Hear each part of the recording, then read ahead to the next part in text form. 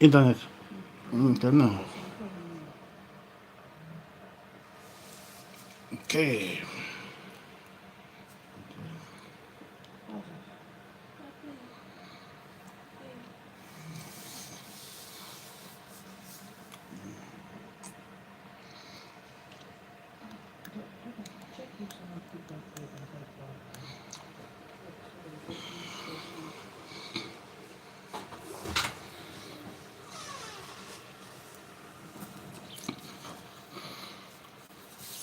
Okay.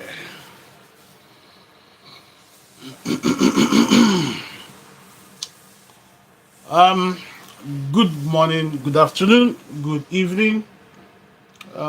This is the state of the nation, and we are live. Okay, let's wait for some few people before we start. It's gonna be an interesting one today. As the topic suggests, Nnamdi Kanu. That's the trending topic for now, so please bear with me. We've got other things to say, but today we want to talk about Nnamdi Kanu, the new episode of what's going on over there. The new episode. So let's wait for some few numbers before we start. Before we start. So Nnamdi Kanu has been transferred to another prison. So what is the implication? Put it that way.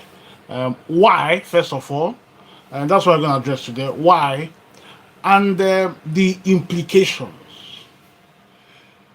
So why is Nnamdi Kanu being transferred, and the implications, or will I say, will there be an effect because of the transfer? That's what we're going to talk today, and I've got some points that we shall look into. So, yep, this is Patrick. Welcome to the State of the Nation, and this is regarding Nigeria. First of all, if you're not aware, another kidnapping or another action packed by these hoodlums has taken effect again. I think in Niger State, there is now there is now a spike. A spike. If you watched us, if you are with us this morning or this afternoon, I made a comment. I said this organized insecurity. I use the word organized insecurity. What is going on? What is going on? Because all of a sudden there is a spike. There's a spike. But we'll leave that for another day. The main subject today is about the Nnamdi Kanu's new drama. So let's wait for a few people, then we shall start. Okay. We are getting better, so just bear with us. We need to, make things better. For example, get a better microphone, and all sorts. Please let me test something. Let me be sure that I can hear you guys can hear me. 1 minute. At least that. Yeah, I think that's okay. Yeah, that's good. Because recently I've been talking to myself, not knowing that my audio has failed. So for now, just manage with this. Hopefully we shall upgrade. and make it easier because sound, if you have good sound, it makes things easier. Okay, so let's start. Or should I wait for another 30 seconds? Then we shall start. Let me just keep this in. Now the Kanu's wife came out the other day. Yeah, after the judgment, and she made her speeches. Um, was he relevant? I don't know. I don't know. But I think he should. Um, I think more could have been done, but you know, I am not the advisor, so I can't say much. And the judgment is people see. Yeah, you've got two camps.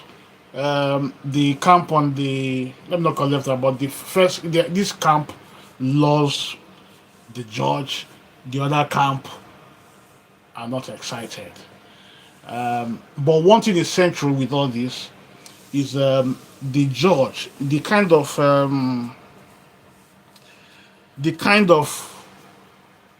caliber of people that we have in the judiciary is quite staggering, put it that way. I'm not saying this because I'm biased. No. Let's take you back during the INEC when the during Buhari and no P2B and Tinubu, when the judges were reading out their speeches. You know, if you were told that these are legal luminaries, you won't believe it because they were struggling to read. So one will be asking, did they write those judgments, or was he written for them? The same thing happened yesterday when the Justice Omotosho was reading his judgment. It became a laughing stock because, as a legal practitioner, a judge for that matter, was struggling to read his speech. Not speech, his write-ups, put it that way. Some of the words he couldn't pronounce them properly, and it was quite people were just laughing. So these are like things that when the Western world sees, they are in shock.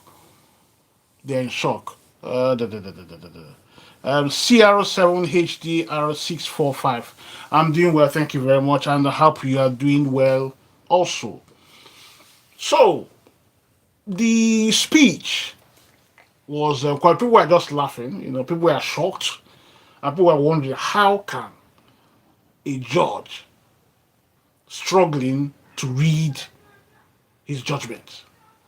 But that's not the crux of it. But what I'm trying to say here is, the Nigerian judiciary, we need to, because all this paints a picture of who we are. Nigerians are intelligent. You got people that can, but is it that, people climb based on who they know? Is it by competence or based on who do you know? Someone's asking me, oh, where are you from? Um, where am I from? Okay. Well, I'm an African, put it that way. So, Nnamdi Kanu, let's start now. Let's start. So Nnamdi Kanu has been moved to Sokoto. So Sokoto is the north. As I said, has been moved to the northern states to serve his sentence. To serve his sentence. Okay. First of all, let's lay foundation here. Now, somebody will ask, why was he moved to Sokoto? But before I answer that, before I comment on that, let's establish something here. Since the trial, and this is not about, as I said, I'm not by, but it's very clear that the DSS, in part, the structure, the security structure, were making some moves making some moves, and those moves were indicating that Nnamdi Kanu was not liked.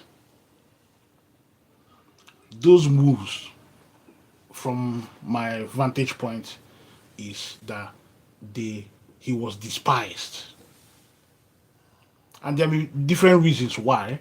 Either the way he was talking to them, or probably his outburst here, or something, or his disrespect, you know. There are different reasons.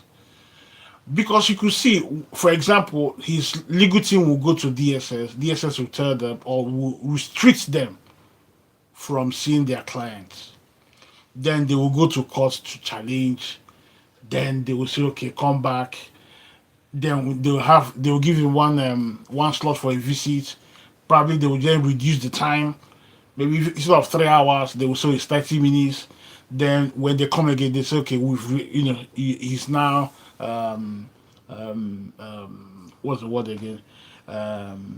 Just put it this way, they are making efforts. You could see that efforts were being made. I think that's the right word, to frustrate the legal team and Nnamdi Kanu himself.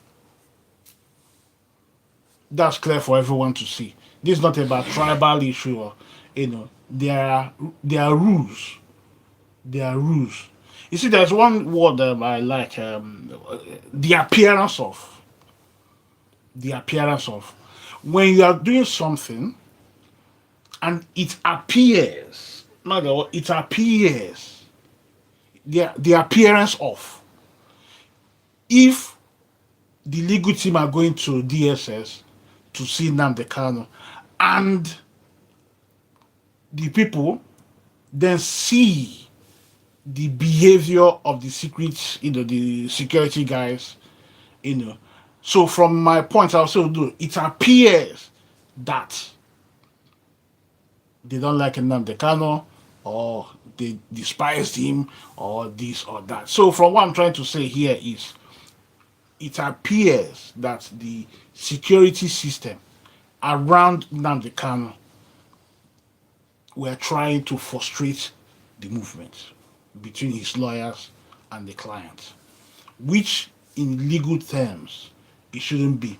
The legal guys should have equal access to their clients. If it needs to be stipulated, if it's stipulated, maybe and by that I mean Monday, Tuesday, Wednesday, Thursday, Friday, you can come in from 9 o'clock to 3 o'clock. Or we say, okay, because of our busy schedule, we need you, the legal team, to come. If you want to sit down the camera, come every Wednesday. Or okay, Nnamdi Kanu, or put it this way, if there's maybe, say for example, due to some reasons, maybe secret reasons, if they know, or change of plan, let me say change of plan, then they should have, I believe the DSS should have the contacts. I mean, this Nnamdi Kanu's legal team's contact.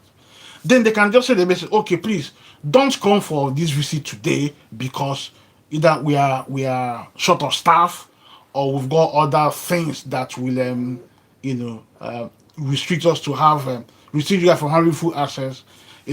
Because you could see when they turn up, new story. Oh, because that's what happened today. Because when the legal team went to visit Nnamdi Kanu, they couldn't give them proper answer. Where he is, nobody knew. I mean, they didn't know where it was going. So that's because this kind of thing, these are little things that will that points out that yes, Nnamdi Kanu is being punished. In the Western world, other world, it doesn't work that way. They have visits. But the security architecture in Nigeria, I put the security guys, it appears, I use the word appears, they're making deliberate efforts to frustrate Nnamdi Kanu and his legal team. Okay. Now, the question now is, why was he moved to Sokoto? Is it illegal or not? Okay. First of all, in a normal time, if Nnamdi Kanu, if there are security concerns, then the state has the liberty to move him from one prison to another. I use the word if there are security concerns.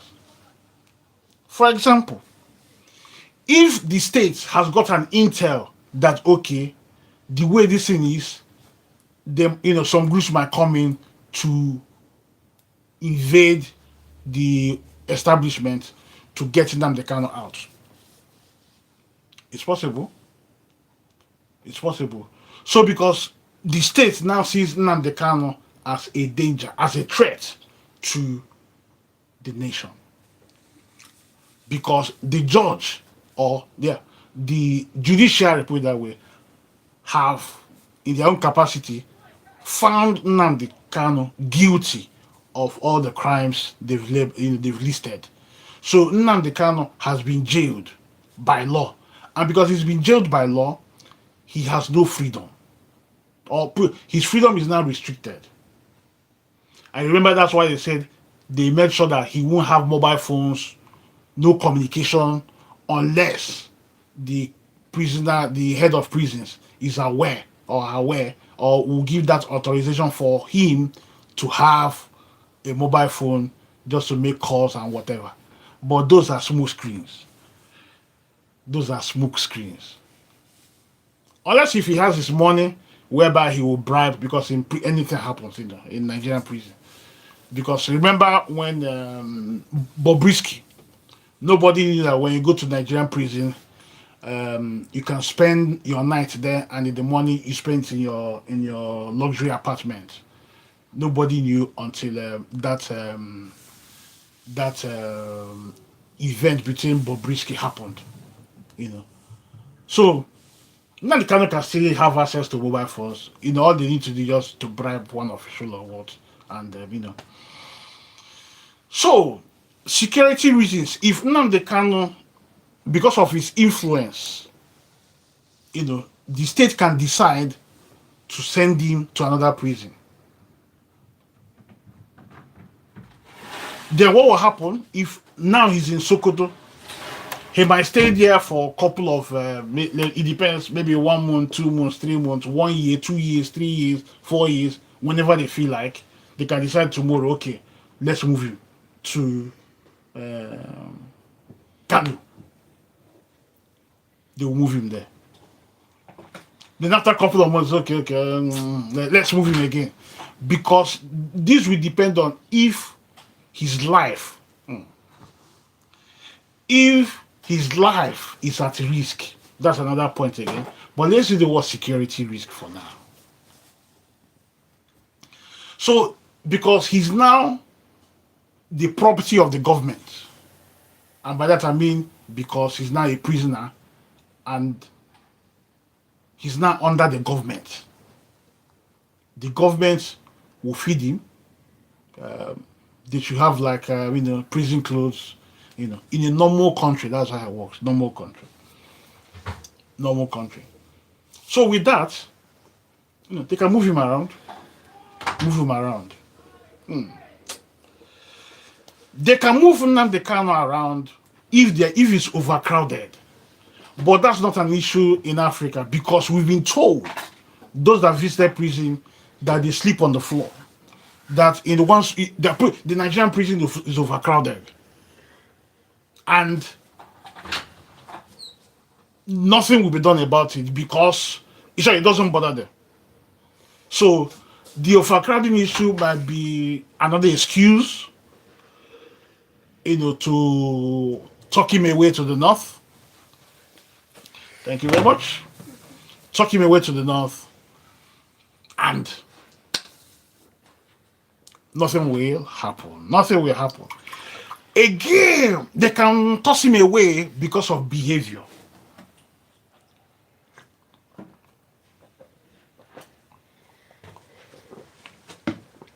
They can talk him away because of behavior, and all sorts. So the government has the right. The government has the right to toss him around. But let me ask us a question.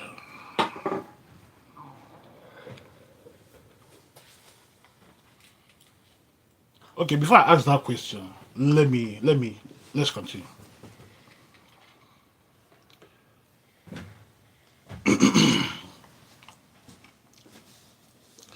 As I said, because of security reasons, they can put him away somewhere, just to avoid, prison breaks, because they'll see, okay, he's a threat. I'll give you another example.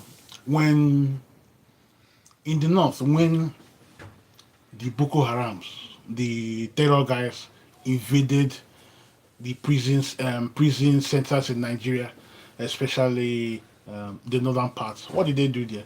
They went there. Was it Lagos? I can't remember the states now. They went in there, had a shootout, released their friends and loved ones, and they disappeared.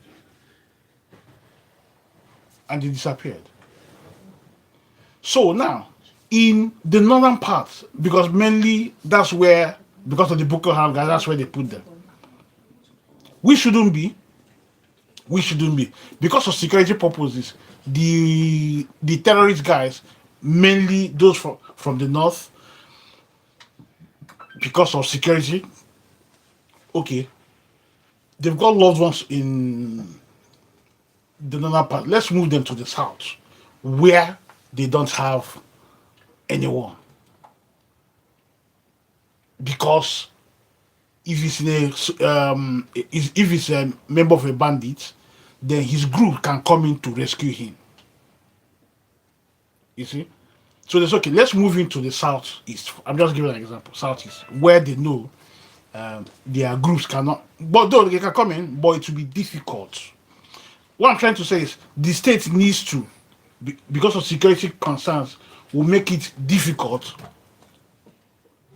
for any break out of convicted individuals. I use the word convicted because with this, Nnamdi Kanu has been convicted. Then I said again, overcrowding. There's this barrister from Akwa Ibom. I can't remember his name. Just came, human rights. I can't remember his name. I can see the picture of his face, but so he went to prison.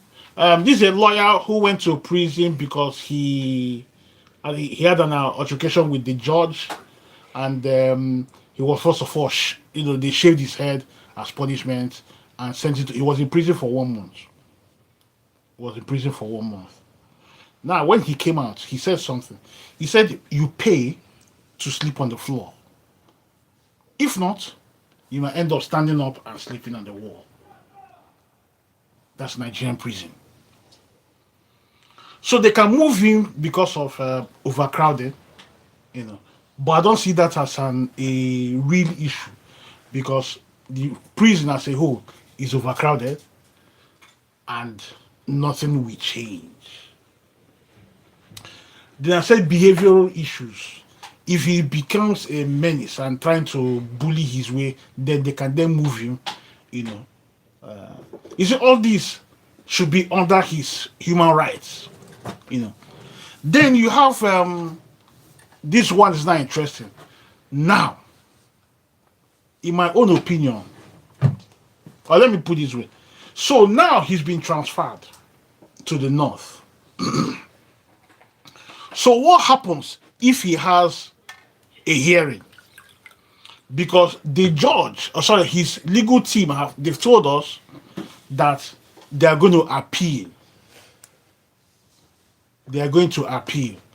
So the question now is, during the appeal, will they bring him out so that he will be cross-examined? I don't know. Or will they just leave him there?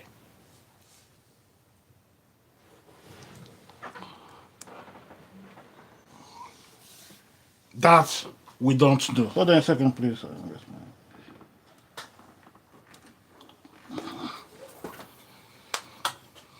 I mean, sorry.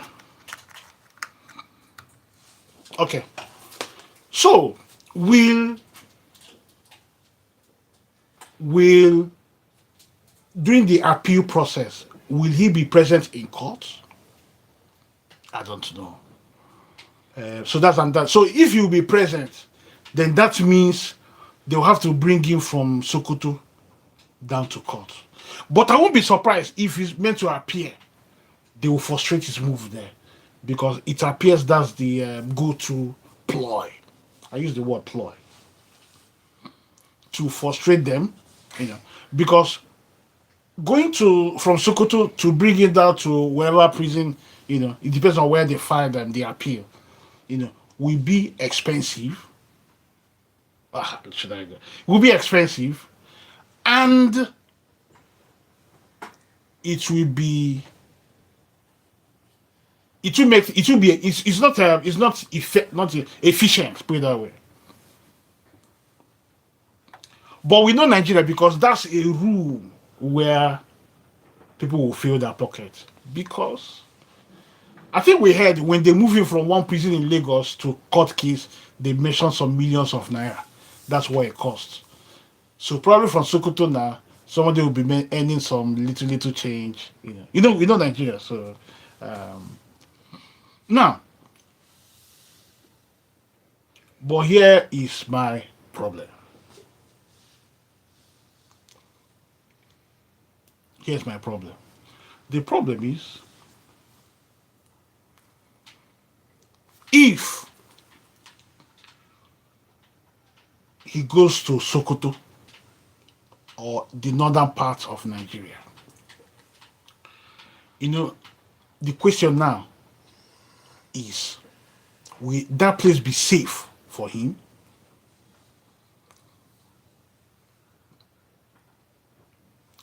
So being sent to the north, will that be safe for him? Because remember, Nnamdi Kanu has been found guilty, and his crime is because he wants to break up Nigeria. Or let's put it in a milder way, he wants to pull out. He wants his Biafra. And we're not, the northern part of Nigeria do not like that idea for the breakup. Nigeria must be one Nigeria. Remember? Okay. So for him, going to the north, because in the north, he's an enemy to the north. I'm not generalizing, but in the north, he's an enemy. Why? Because this is the man who wants to divide Nigeria. We love one Nigeria. This man does not want one Nigeria. So, the question is, being transferred to the north, is he a danger to Nnamdi Kanu?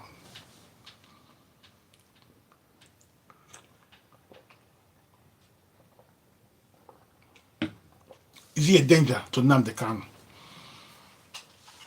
Because some of them might seem so, is it this man, this little man? And in prison, they can do a lot of things. In prison, they can do a lot of things. Now, let me put it this way. Being sent to the north. Being sent to the north. Is he a ploy? That's another question. Is he a ploy to take him out? Or is it because they have security concerns?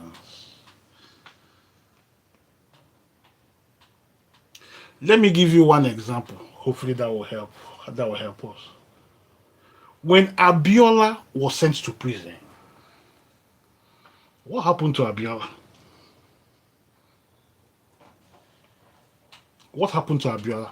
Abiola was a threat. And before he knew it, he died. The election was a clear cut. He won the election, but because some people were not happy,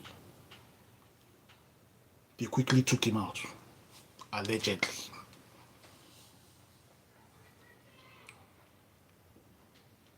And what happened? He was taken out. Okay, let me say taken out because allegedly he was taken out. But some might say, well, probably because if you look at this picture, Abiola, he was a big man, and some might say, well, but maybe he had a heart attack or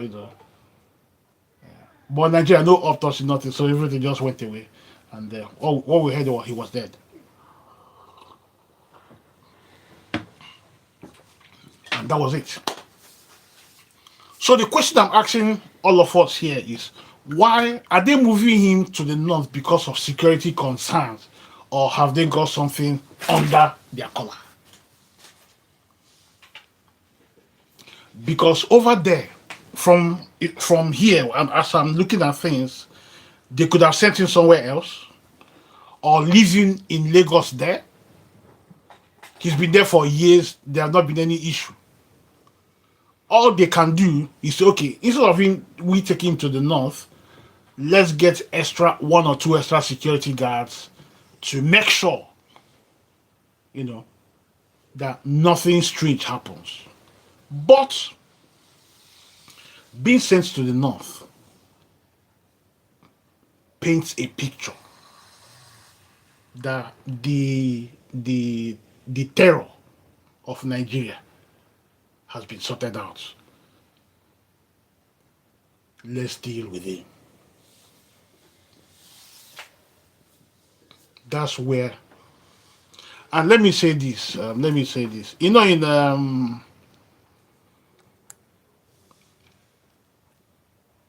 Because when Abiola was, in bracket, quote, when he lost his life, either pre-planned or planned, or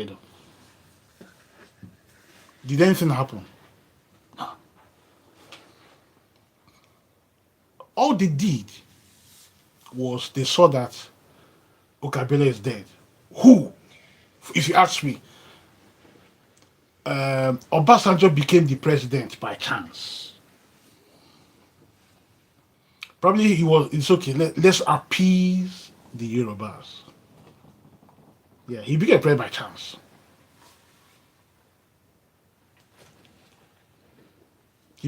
Nigeria, we've got a very, very serious issue. Let me bring in Jonathan. I'm not drifting away.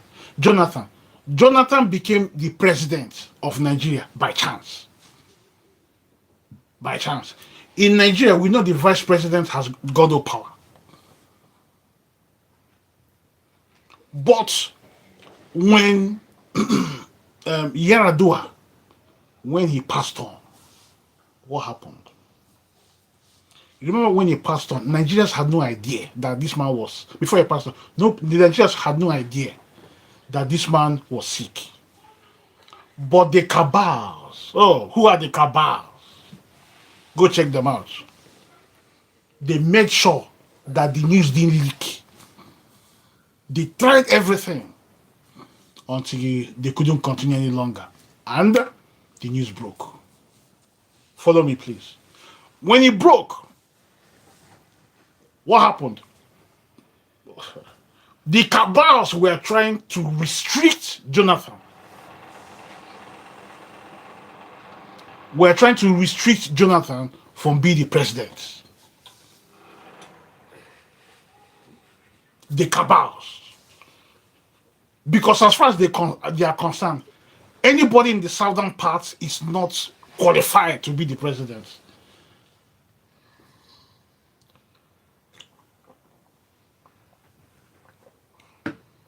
Not qualified to be the president. So the cabal made, efforts, but their efforts failed. And Jonathan became the president. So let me tell you, Jonathan became the president of Nigeria by chance. By chance.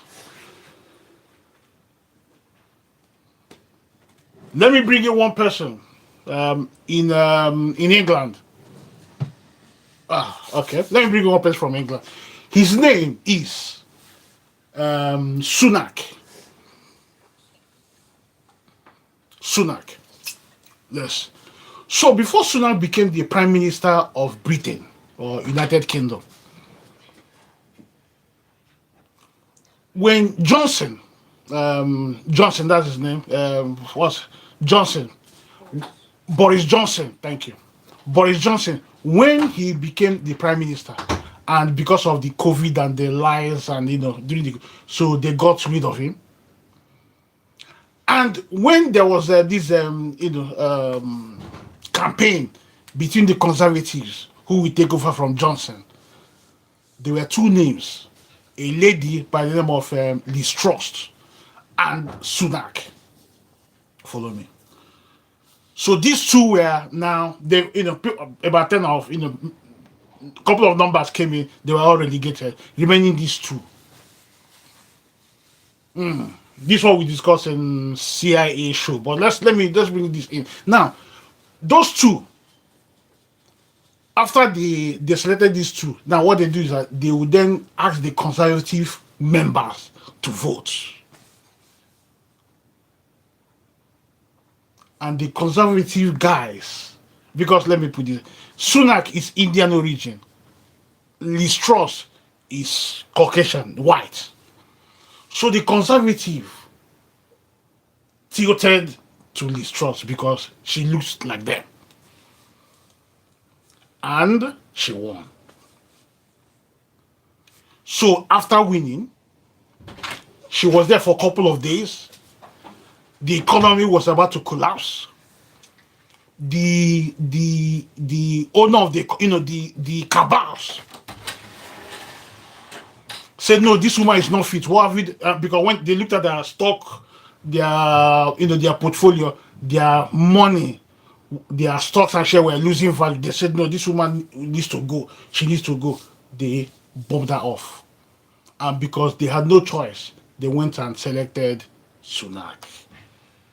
That's how Sunak became the Prime Minister. I'm painting a picture.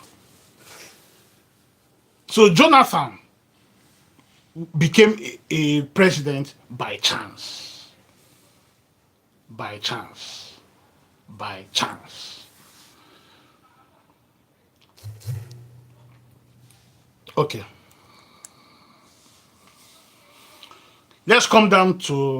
Let's return.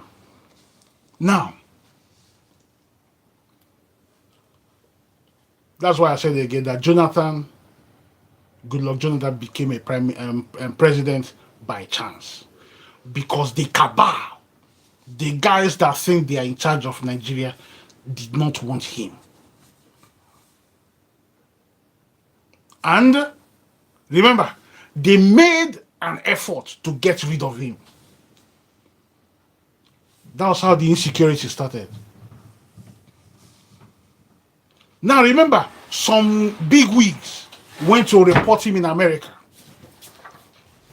And the Americans, for the first time, interfered in an election. And they got him out. You see, because he was in power, he could have done just like others. But he looked at the thing. And I'm very sorry, during that time, I was even laughing at Jonathan. I said, Jonathan, just get out. You are too weak. But that was a big mistake. Because now, people are clamoring to go back to Jonathan's era.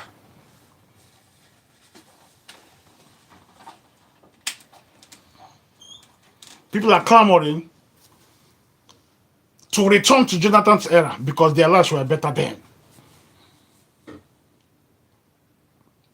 So, the Buharis and co were making efforts. They went and reported him, did this, and the Americans for the first time interfered. Not indirectly, directly interfered with the election. And Buhari then came in. So I'm not drifting away. Buhari then came in and he did his 2 terms. And he walked away. he walked away. The selective, his people were happy. Listen, Nigeria is a divided country, so let's not deceive ourselves. Nigeria is a divided country. So I heard someone say, listen, that Nigeria is not a country, but an enterprise. As I heard that today, someone said that Nigeria is not a country, but an enterprise. But he said something. He said an enterprise with time will collapse. An enterprise with time will collapse. So, Nnamdi Kanu, I'm back. So this might be a ploy, or it might not. But let's see what happens. Because Nigeria, we play chess well, political chess. We do it well. But the difference between the West, when they play politics, and the Nigerian politics, is the West, they play slick. They slick. They don't soil their hands. They don't do it in the open, unlike us. We are too loud. We can do things, loudly, and So don't be surprised. Nnamdi going to Sokoto might be to get him out. Because someone can come in and say, oh, there are many reasons they can give. I was walking down the hallway and Nnamdi Kanu, insulted. You get me? Oh, yeah, he insulted our prophet. Now, take this. Beam! They'll take him out. I'm giving scenarios. There are many tricks, that can be used. If it happens, what are we going to do? Nothing. Nothing. Nothing. All that will happen, we sympathize, this, and probably toss one medal to him. Make one medal just so let's honor him, and that's the case closed. I am not saying this to incite anybody. Let me just put that there. No. You see here that we reason. That's what this platform. That's what we look beyond 3-5 months ahead. And if we are not careful,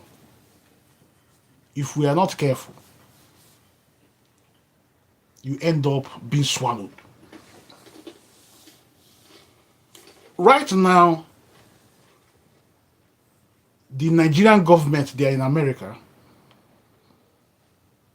making some moves. Because you know what? Because their livelihood is in politics. Yeah, their livelihood is in politics. Now, are you aware when the Americans gave Nigeria, a couple of aeroplanes, fighter jets, they told them, you can use your fighter jets here. That's one of the conditions. You can use your fighter jets around these states, but you see these states, we don't want to see you fly over there. Yeah, that's what they said. And they agreed to it. That's why they gave Nigerians some aeroplanes.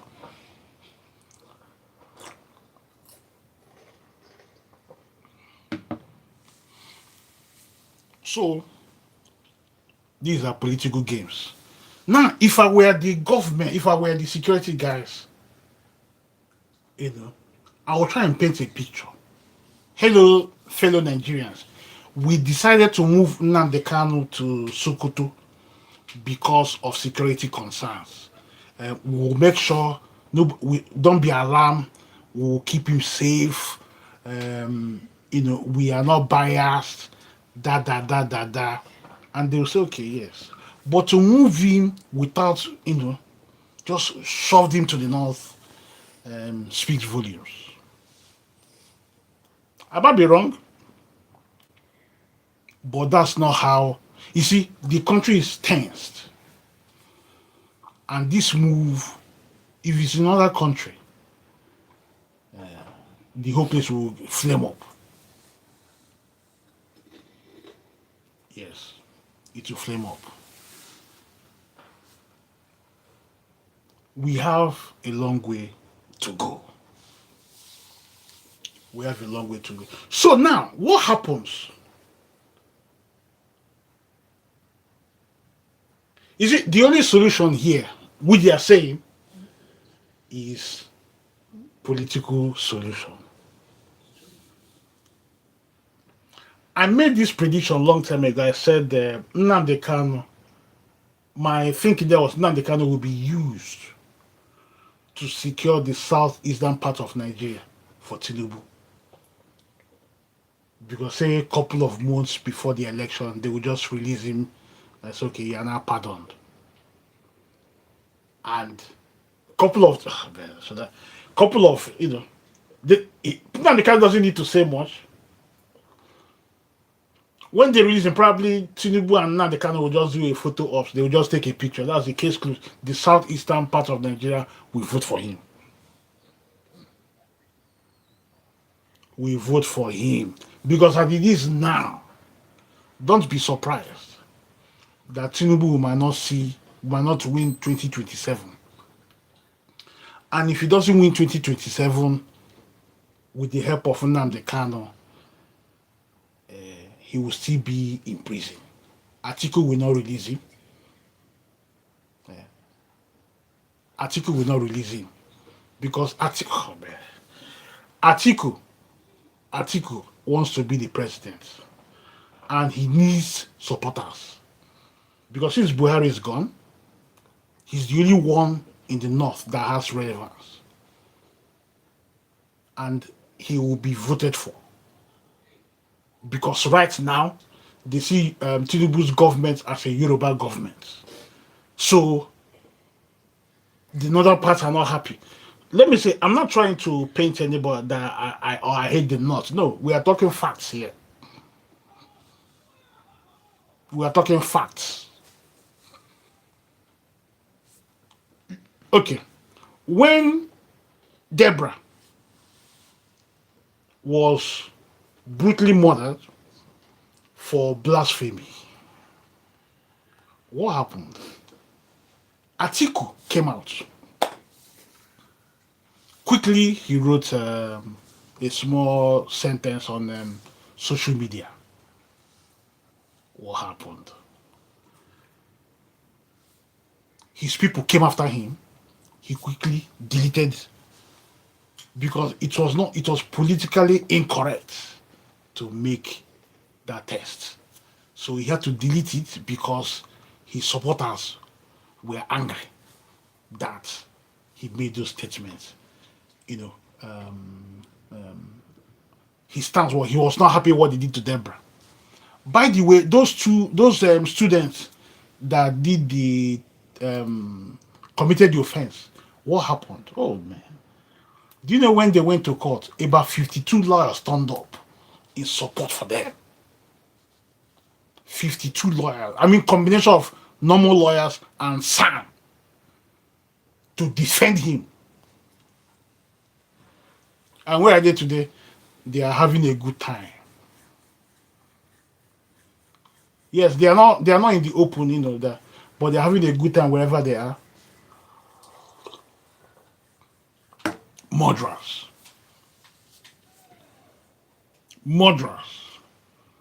And nothing happened to them. So if by chance they play that game on Nnamdi Kanu, nothing will happen.